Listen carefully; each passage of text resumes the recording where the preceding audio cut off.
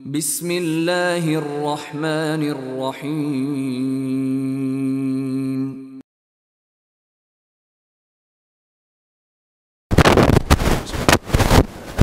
ان الحمد للہ نحمده ونستعینه ونستغفره ونؤمن به ونتوکل علیہ ونعوذ باللہ من شرور انفسنا ومن سیئات اعمالنا من يهده الله فلا مضل له ومن يضلل فلا هادي له واشهد ان لا اله الا الله وحده لا شريك له واشهد ان نبينا محمدا عبده ورسوله ارسله الله بالحق بشيرا ونذيرا فاعوذ بالله من الشيطان الرجيم يا ايها الذين امنوا اتقوا الله حق تقاته ولا تموتن الا وانتم مسلمون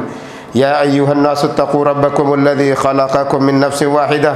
وخلق منها زوجها وبث منهما رجالا كثيرا ونساء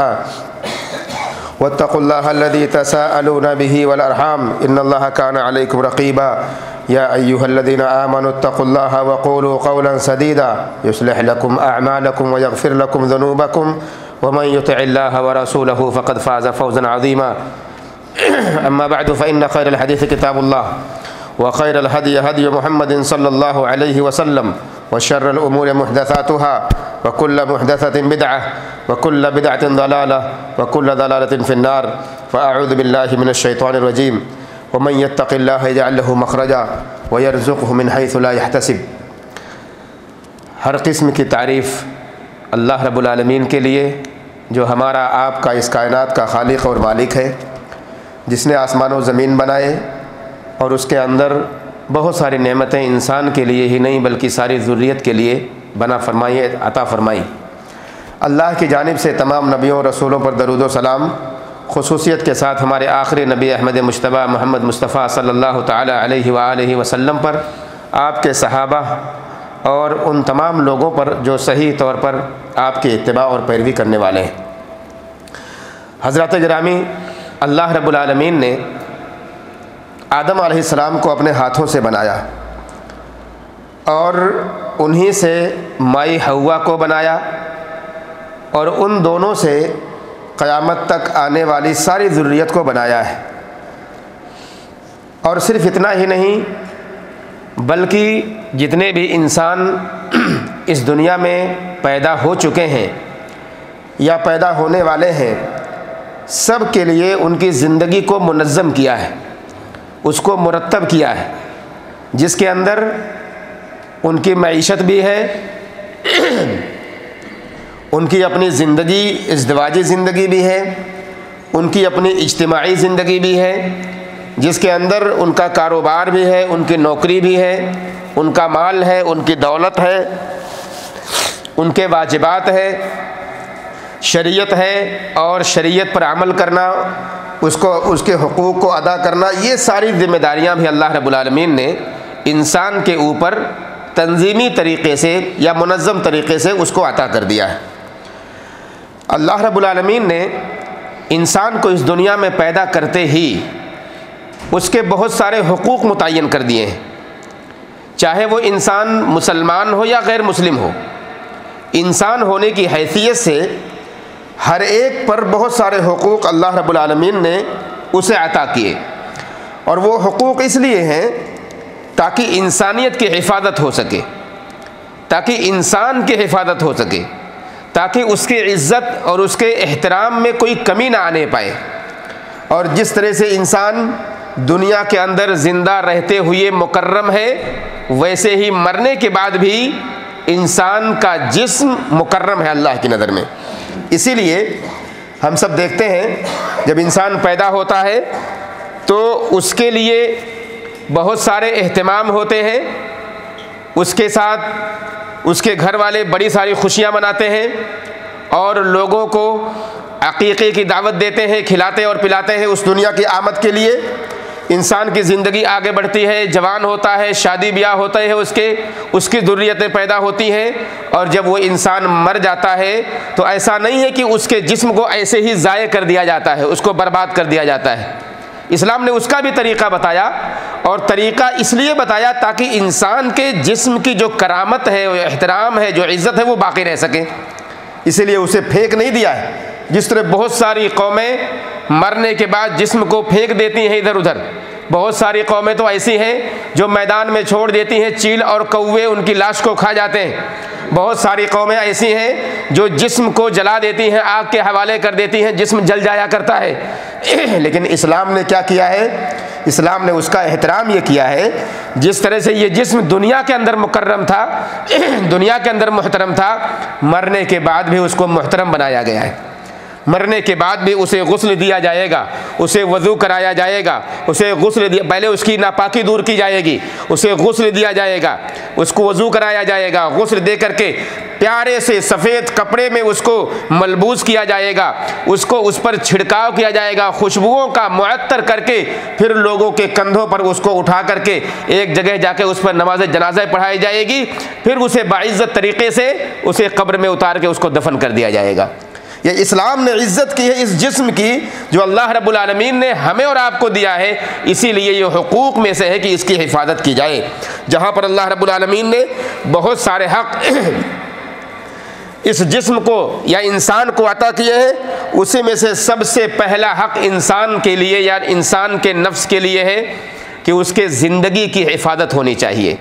اس کی زندگی جو اللہ رب العالمین نے ہمیں اور آپ کو عطا کی ہے, سارے انسانوں کو عطا کی ہے, اس زندگی کی حفاظت ہونی چاہیے. زندگیوں کو ضائع نہیں کرنا چاہیے, کسی کو قتل نہیں کرنا چاہیے, کسی کو مارنا نہیں چاہیے, ناحق کسی کا خون نہیں بہانا چاہیے, چاہے وہ مسلمان ہو یا غیر مسلم ہو, کسی کو بھی جان سے مارنے کا حق اسلام نے قطعاً دیا ہی نہیں ہے. اور اس کی دلیل ہمیں قرآن مجید سے ملتی ہے. اللہ رب العالمین نے قرآن مجید میں فرمایا, من قتل نفسا بغیر نفس او فساد فی الارض فکأنما قتل الناس جميعا ومن احیاها فکأنما احیا الناس جميعا. کہا جس نے کسی بھی نفس کو بغیر کسی نفس کے قتل کیا ہے, یعنی قصاص نہیں ہے کہ کسی نے کسی کو اگر مار دیا ہے تو اس کے بدلے میں اسلام میں اس کو قتل کر دیا جائے گا. اگر ایسا معاملہ نہیں ہے, کسی نے کسی کو یوں ہی مار دیا یا کسی نے کوئی جرم نہیں کیا ہے, زمین پر فساد نہیں کیا ہے, اس کے بغیر اس کو مار دیا گیا ہے, تو اللہ رب العالمین نے فرمایا فَكَأَنَّمَا قُتِلَ النَّاسَ جَمِيعًا فَكَأَنَّمَا قَتَلَ النَّاسَ جَمِيعًا, تو گویا کہ اس نے ساری انسانیت کو قتل کر دیا ہے, ایک انسان کو مارنے کی وجہ سے, ایک انسان کو. اور وہ انسان چاہے مسلمان ہو یا غیر مسلم ہو, کسی کے لیے جائز نہیں ہے, کسی مسلمان کے لیے جائز نہیں ہے کہ کسی مسلمان کو وہ قتل کرے یا کسی غیر مسلم کو وہ قتل کرے. اسلام نے یہ پرمیشن دی ہی نہیں ہے کسی بھی وجہ سے, بغیر کسی وجہ کے. وجہ صرف کیا بیان کی اللہ رب العالمین نے؟ کہا اگر کسی نے کسی کو قتل کیا ہے تو اس کے بدلے میں قتل کر دیا جائے گا. اور یہ بھی کون کرے گا؟ ہم اور آپ نہیں کر سکتے ہیں اسے, کہ میرے بھائی کو کسی نے مار دیا ہے تو میں اس کو مار دوں گا, میری ماں کو, میرے بہن کو کسی نے مار دیا ہے تو میں اس کو مار دوں گا. یہ بھی ہمیں نہیں, یہ بھی ہمیں اس کی پرمیشن نہیں ملی ہے. یہ پرمیشن کس کو ہے؟ یہ پرمیشن ہے حکومت وقت کو. جو حکومت وقت ہے وہ فیصلہ کرے گا, اور اس کو یہ اختیار ہے کہ اس کے جس نے قتل کیا ہے اس قاتل کو اس مقتول کے بدلے میں قتل کیا جائے گا. یہ حاکم وقت کو اختیار ہے. لیکن جہاں پر اسلامی حکومتیں نہیں ہیں اور کسی کے ساتھ یہ معاملہ ہوا, وہاں پر بھی صحیح اور راجح بات یہی ہے کہ ایسے موقع پر آپ کے لیے اجازت نہیں ہے کہ آپ کسی کو قتل کر دیں جس نے آپ کے کسی آدمی کو قتل کیا ہے. وہاں پر بہت سارے احکامات ہمیں اور آپ کو چاہیے ہوگا کہ ہم فالو کریں, اور ان احکامات کو فالو کر کے پھر ہم اس قاتل تک پہنچیں تاکہ اس کی سزا اسے مل سکے. بہرحال اللہ رب العالمین نے فرمایا اگر کسی نے کسی کو قتل کیا ہے تو اس کے بدلے میں قتل کر دیا جائے گا, اور یا پھر زمین پر فساد کیا ہے تو اس کے بدلے میں قتل کر دیا جائے گا, ورنہ کسی بھی انسان کے لیے جائز نہیں کسی کو قتل کرے. اور ساتھ میں فرمایا کسی نے کسی کو زندگی اگر بخش دی, کسی نے کسی کو زندہ چھوڑ دیا, گرچہ اس نے میرے بھائی کو قتل کیا تھا پھر بھی میں نے اسے معاف کر دیا, تو کہا اس نے گویا کہ ساری انسانیت کو زندہ کر دیا ہے. یہ ہے حق انسان کا, انسان کی زندگی کے اوپر, کہ انسان کو زندہ رکھنا، انسان کو زندہ باقی رکھنا یہ ایک بہت بڑا کام ہے اور بہت اہم کام ہے۔ اسی لیے شریعت مطہرہ نے پابندیاں لگائی ہیں کہ انسان اگر ایک دوسرے کو قتل کرنے لگ جائے گا تو زمین پر فساد واقع ہوگا۔ جہاں پر آج بہت سارے ممالک میں آپ نے دیکھا اور سنا ہوگا کہ انسان کے خون کا پیاسا ہے، انسان کو قتل کر رہا ہے، ذات اور دھرم کو دیکھے بغیر، یہ چھوڑ دیجیے آپ دوسری بات، کون ہے کون نہیں ہے اس سے الگ، لیکن انسان کا قاتل بنا ہوا ہے۔ تو یہ گویا کہ اللہ رب العالمین نے جو حق انسان کی زندگی کو دیا ہے اس حق سے انسان اپنے نظریں پھیر رہا ہے، اپنے آپ کو الگ کر رہا ہے۔ اسی طرح سے قتادہ رحمہ اللہ نے بیان فرمایا، کہا عظم واللہ اجرہا، یعنی اس کا اجر کتنا بڑا ہو گیا کہ انسان نے اگر کسی انسان کو چھوڑ دیا، معاف کر دیا، اس کی زندگی بخش دی تو اس کا اجر کتنا ہو گیا کہ ساری انسانیت کو گویا جس نے زندگی بخش دی۔ اور بالکل ویسے ہی کہا وعظم واللہ وزرہا، اس کا گناہ بھی اتنا بڑا ہو گیا کہ اگر کسی نے کسی کو بلا وجہ قتل کر دیا تو اس کا مطلب ہے کہ اس نے ساری انسانیت کو قتل کر دیا، تو اس کا گناہ بھی اتنا ہی بڑا ہو گیا۔ اللہ رب العالمین نے خصوصی طور پر ہمیں اور آپ کو، ایمان والوں کو، قرآن مجید میں مخاطب فرمایا۔ کیا فرمایا؟ کہا وَمَن يَقْتُلْ مُؤْمِنًا مُتَعَمِّدًا فَجَزَاؤُهُ جَهَنَّمُ خَالِدًا فِيهَا وَغَضِبَ اللَّهُ عَلَيْهِ وَلَعَنَهُ وَأَعَدَّ لَهُ عَذَابًا عَظِيمًا، کہ کسی مسلمان نے، کسی مومن کو جان بوجھ کر اگر قتل کر دیا، عمدن، جان بوجھ کر اگر قتل کر دیا، تو ایسے آدمی کا ٹھکانہ جہنم ہے اور وہ ہمیشہ اس میں رہے گا، اللہ کا غضب بھی اس کے اوپر نازل ہوگا اور اللہ رب العالمین نے بڑا سخت عذاب بھی اس کے لیے تیار کر رکھا ہے۔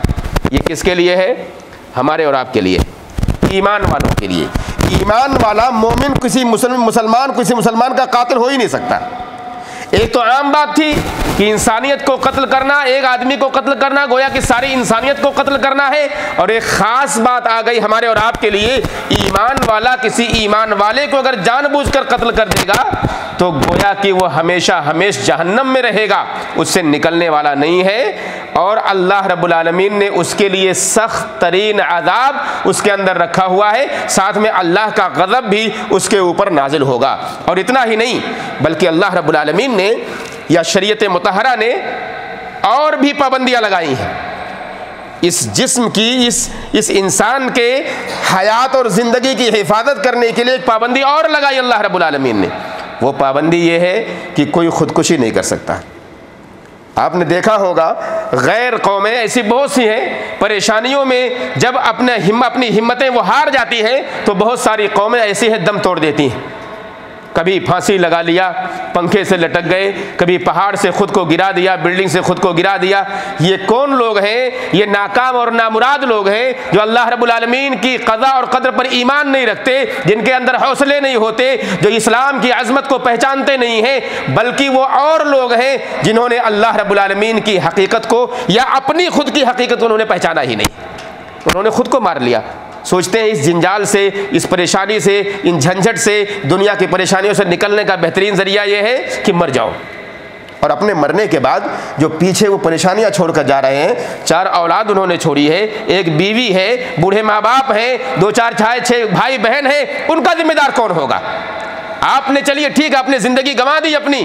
آپ نے سوچا کہ مجھے سکون مل جائے گا، میں نے قرض لیا ہے، قرض میں ڈوبا ہوا ہوں، دینے کی طاقت نہیں ہے، میں کیا کروں گا؟ مار لیا خود کو، نوکری نہیں ہے، کام نہیں ہے، کاروبار نہیں ہے، خود کو مار لیا۔ آپ کے بچوں کا کیا قصور ہے جو بیچارے دوسروں کے چوکھٹوں پر مانگنے کے محتاج ہو جاتے ہیں؟ آپ کی بیوی کا کیا قصور ہے جو جوانی کے اندر آپ نے اس کی زندگی کو تباہ کر دیا اپنے آپ کو مار کر کے؟ آپ کے بوڑھے ماں باپ کا کیا قصور ہے کہ آپ نے ان کی آخرت، ان کی بچی ہوئی زندگی کو آپ نے تباہ کر دیا؟ اسلام نے ہمیں سکھایا، اسلام نے ہمیں منع کیا کہ اسلام میں قطعاً اجازت نہیں دی گئی کہ کوئی آدمی اپنے آپ کو قتل کرے، اپنے آپ کو مارے۔ جس طرح دوسروں کے مارنے پر پابندی ہے، دوسروں کے قتل کرنے پر پابندی ہے، بالکل ویسے ہی خودکشی کرنے پر پابندی لگائی گئی، اور اس کی سزا اتنی سخت بنا دی گئی، یہاں تک کہ کہا گیا کہ قیامت تک جس طرح سے اپنے آپ کو انسان مارے گا ویسے ہی وہ مارتا رہے گا خود کو۔ قیامت کب واقع ہوگی ہمیں پتہ ہے؟ ہمیں نہیں پتہ ہے، کتنی صدیاں گزریں گی، کتنے دن گزریں گے، کتنے سال گزریں گے، انسان کی پوری اخروی زندگی جو ہے ویسے ہی چلتے رہے گی، خود کو مارتا رہے گا، خود کو تباہ کرتا رہے گا، خود کو گراتا رہے گا۔ تو یہ اسلام نے انسان کے حقوق میں سے سب سے پہلا حق جو دیا اس کی زندگی کو دیا ہے، کہ زندگی جو ہے ہماری یہ بہت بڑی امانت ہے، اس امانت کو ضائع نہیں ہونے دینا ہے، اس امانت کی حفاظت کرنی ہے۔ اسی طرح سے دوسرا بڑا حق جو اللہ رب العالمین نے انسانیت کو دیا ہے، انسان کو دیا ہے، وہ ہے حق الکرامت الانسانیہ، انسانیت کی عزت اور اس کا احترام، انسان کی عزت اور اس کا احترام، یہ دوسرا حق ہے جو اللہ رب العالمین نے انسان کو عطا کیا ہے۔ چاہے وہ انسان چھوٹا ہو، بڑا ہو یا بزرگ ہو، چاہے وہ عورت ہو، چاہے وہ مرد ہو، چاہے وہ عالم ہو، چاہے جاہل ہو، چاہے وہ بادشاہ ہو یا عام رعایا ہو، چاہے وہ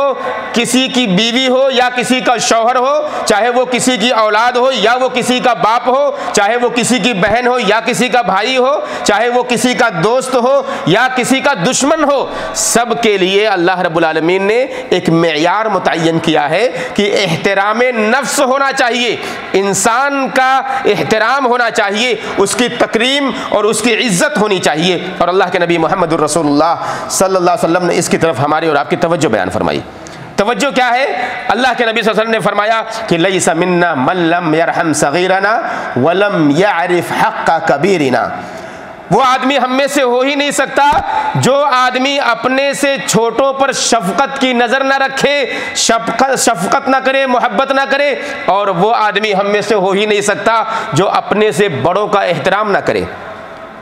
یہ کس کا احترام ہے؟ یہ انسانیت کا احترام ہے۔ اگر ہم اپنے سے بڑوں کی بے عزتی کرتے ہیں، ان کی شان میں گستاخی کرتے ہیں، ان کو بھری مجلسوں میں رسوا کرتے ہیں، اپنے ماں باپ جو ہمارے سب سے اعلیٰ ہیں اس دنیا کے اندر ہمارے لیے، اللہ اور اس کے رسول کے بعد، اگر ہم ان کو رسوا کرتے ہیں مجلسوں میں، اپنے گھروں میں، اپنے دوستوں یاروں کے بیچ میں، تو اس سے بڑی رسوائی ہمارے اور آپ کے لیے کچھ ہو ہی نہیں سکتی۔ تو ہم میں سے چھوٹے جو ہمارے ہیں ان کے لیے بڑوں کو چاہیے کہ شفقت اور محبت کی نظر ان کے اوپر رکھیں، ان سے پیار کریں، ان سے محبت کریں، اور جو چھوٹے ہیں انہیں چاہیے کہ وہ بڑوں کا احترام کریں۔ یہ شریعت نے ہمیں اور آپ کو سکھایا ہے، اس دین نے ہمیں اور آپ کو یہ تعلیم دی ہے، بتایا ہے کہ چھوٹوں سے محبت ہونی چاہیے، بڑوں کا احترام ہونا چاہیے، اور یہ احترام شریعت اور دین نے سکھایا۔ یہ بیان کرتے ہوئے وَلَقَدْ كَرَّمْنَا بَنِي آدَمَ وَحَمَلْنَاهُمْ فِي الْبَرِّ وَالْبَحْرِ وَرَزَقْنَاهُمْ مِنَ الطَّيِّبَاتِ، اللہ رب العالمین نے فرمایا کہ ہم نے بنو آدم کی عزت کی ہے، بنو آدم کو عزت اور احترام کی نگاہ سے اسے دیکھا ہے، اور ابن آدم کو ہم نے وہ مقام دیا ہے جس کا وہ مستحق تھا، وہ مقام دیا کہ ہم نے اسے روئے زمین کے اندر، بر اور بحر کے اندر، خشکی اور تری ہر جگہ اللہ رب العالمین نے فرمایا کہ ہم نے اسے سواریاں عطا کر دی ہیں۔ دنیا کے اندر ہم آج زمین پر بھی چل رہے ہیں، ہم سمندروں میں بھی چل رہے ہیں، ہم فضاؤں میں، ہواؤں میں بھی اڑ رہے ہیں، یہ اللہ رب العالمین نے عزت اور ہمیں اور آپ کو احترام کی نگاہ سے دیکھا، یہ ساری چیزیں ہمیں اور آپ کو عطا کی، اور کہا ہم نے اسے انسان کو حلال رزق بھی عطا کیا ہے، کہا وَفَضَّلْنَاهُمْ عَلَى كَثِيرٍ مِّمَّنْ خَلَقْنَا تَفْضِيلًا، ہم نے بہت ساری مخلوق پیدا کی ہے، لیکن ان ساری مخلوق میں ہم نے انسان کو سب سے اونچا بنا دیا ہے۔ سارے انسانوں کو اللہ رب العالمین نے دوسری مخلوقات میں سب سے اعلیٰ مقام دیا، اور ان انسانوں میں اللہ رب العالمین نے ہمیں اور آپ کو مسلمانوں کو سب سے اعلیٰ مقام دیا ہے۔ اس سے بڑی کرامت، اس سے بڑی عزت، اس سے بڑا احترام انسان کے لیے کیا ہوگا کہ اللہ رب العالمین نے آسمان اور زمین اور چاند اور ستارے اور یہ دنیا کے اندر جتنی بھی چیزیں، چاہے ہوائیں چل رہی ہیں، فضائیں اور گھٹائیں ہیں، بارش ہے، برکھا ہے، یہ ساری چیزیں مسخر کی گئی ہیں کس کے لیے؟ ہمارے اور آپ کے لیے، انسانوں کے لیے اللہ رب العالمین نے ان ساری چیزوں کو مسخر کیا ہے۔ اسی طرح سے اللہ رب العالمین نے قرآن مجید میں فرمایا اولم تروا ان اللہ سخر لكم ما في السماوات والارض وما في الارض واسبغ عليكم نعمه ظاہرا وباطنا، کیا تم لوگ یہ دیکھتے نہیں کہ اللہ رب العالمین نے جو کچھ بھی آسمان اور زمین میں ہے ان سب کو تمہارے لیے مسخر کر دیا ہے، تمہارے تابع کر دیا ہے، تمہارے لیے بنا دیا ہے۔ کہا اللہ رب العالمین نے، اور اپنی ظاہری اور باطنی ساری نعمتوں کو تمہارے اوپر اللہ رب العالمین نے نچھاور کر دیا ہے۔ مسلمانوں، ہم اگر یہ غور کرنے لگ جائیں بحیثیت انسان اللہ رب العالمین نے کتنی عظیم نعمتیں ہمارے اوپر ان آسمان اور زمین کے اندر عطا کی ہیں، ہم اس کا تصور بھی نہیں کر پائیں گے۔ اور کبھی آپ غور کریں، بیٹھیں، یہ سورج کی روشنی ہو، چاند کی روشنی ہو، ستاروں کی چمک ہو، اور پھر یہ گھٹائیں، فضائیں، ہوائیں، بارش وغیرہ، اگر یہ سب رک جائیں، ان سب کو اللہ رب العالمین ماند کر دے، ختم کر دے، تو انسان زندہ کیسے رہے گا؟ انسان کیسے چلے گا؟ اس کا اندازہ کیجئے۔ مطلب یہ ہوا کہ انسان کو زندگی بخشنے کے لیے اللہ رب العالمین نے ان ساری چیزوں کو مسخر کیا ہے۔ اس وجہ سے انسان کی ایک کرامت یا انسان کا ایک حق یہ بھی ہے کہ انسان کو اللہ رب العالمین نے آزاد بنایا ہے۔ آزادی کا مطلب کیا ہے؟ آزادی کا مطلب ہے کہ وہ انسان کسی انسان کا غلام نہیں ہے۔ وہ اگر غلام ہے تو اللہ رب العالمین کا ہے، کیونکہ اسی کے فرمان کی اسے اتباع اور پیروی کرنی ہے۔ انسان کسی انسان کے غلام نہیں ہے، بلکہ اس کی آزادی کے لیے یہ سمجھنا کافی ہے کہ اللہ رب العالمین نے اسے اتنا آزاد کر دیا، یہ کہتے ہوئے کہ انا ہدیناہ السبیل اما شاکرا و اما کفورا، کہ اتنے آزاد ہو انسان تم کہ ہم نے تمہیں دو راستوں کی ہدایت کر دی ہے۔ ایک راستہ سیدھا راستہ ہے، ایک راستہ ٹیڑھا راستہ ہے۔ چاہے وہ تم شکر گزاری کر کے اللہ کے نیک بندے بن جاؤ، یا پھر کفر کر کے اللہ رب العالمین کی مخالفت میں آ جاؤ۔ انا ہدیناہ السبیل اما شاکرا و اما کفورا۔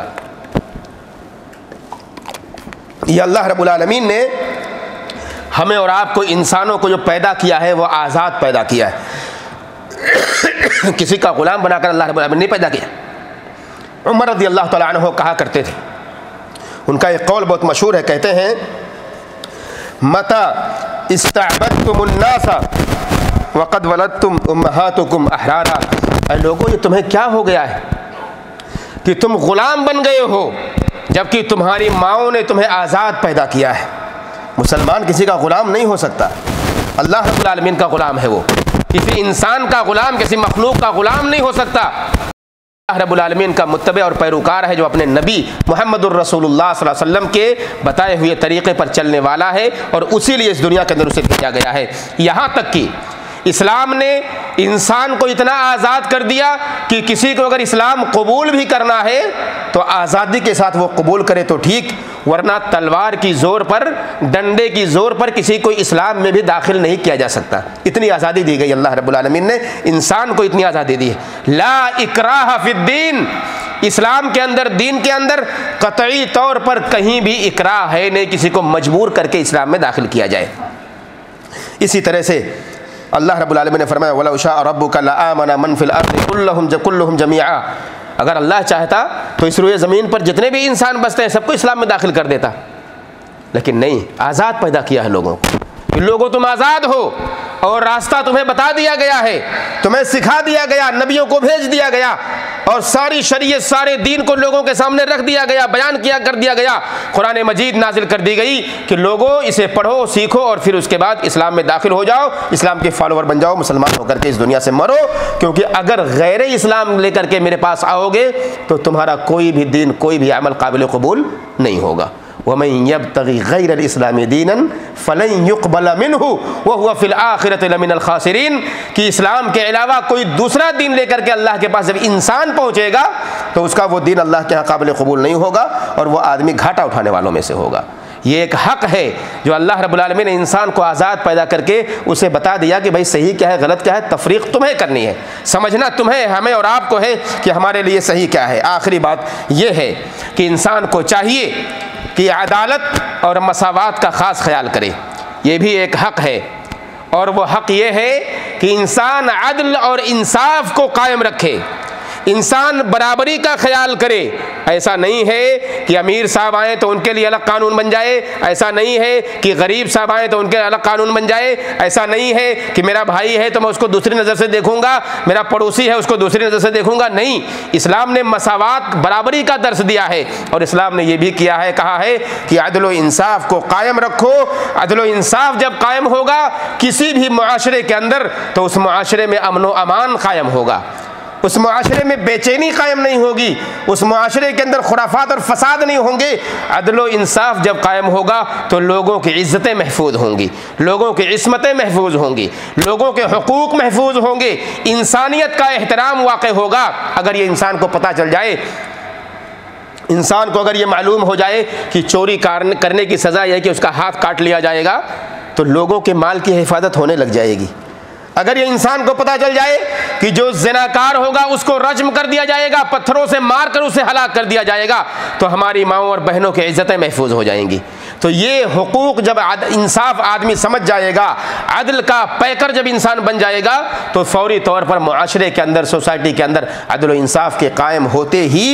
معاشرے کا نظام بڑا اچھا اور درست ہو جائے گا۔ اللہ رب العالمین نے فرمایا ان اللہ یأمر بالعدل والاحسان وایتاء ذی القربى وینہی عن الفحشاء والمنکر والبغی۔ اللہ رب العالمین نے عدل و انصاف کا تمہیں حکم دیا ہے، اللہ رب العالمین نے تمہیں لوگوں کے ساتھ احسان کرنے کا حکم دیا ہے، اور قرابت داروں کے حقوق کی ادائیگی کا حکم دیا ہے، اور اللہ رب العالمین نے فحش اور منکر اور ظلم سے روکا اور منع کیا ہے، کیونکہ یہ ساری چیزیں انسانیت کے خلاف ہیں۔ فحش، منکرات، ظلم و زیادتی یہ انسانیت کے خلاف ہے۔ اسی طرح سے جو ہمارے قریبی لوگ ہیں ان کے حقوق کی ادائیگی یہ ہماری ذمہ داری ہے، انسان کے حقوق کی ادائیگی ہے۔ عدل و انصاف کا قائم کرنا، احسان دوسروں کے ساتھ کرنا یہ انسانیت کا احترام ہے، اور عدل و انصاف جب قائم ہوتا ہے تو میں نے کہا کہ معاشرے کے اندر ایک تبدیلی آتی ہے، اچھائی آتی ہے۔ اسی طرح سے ایک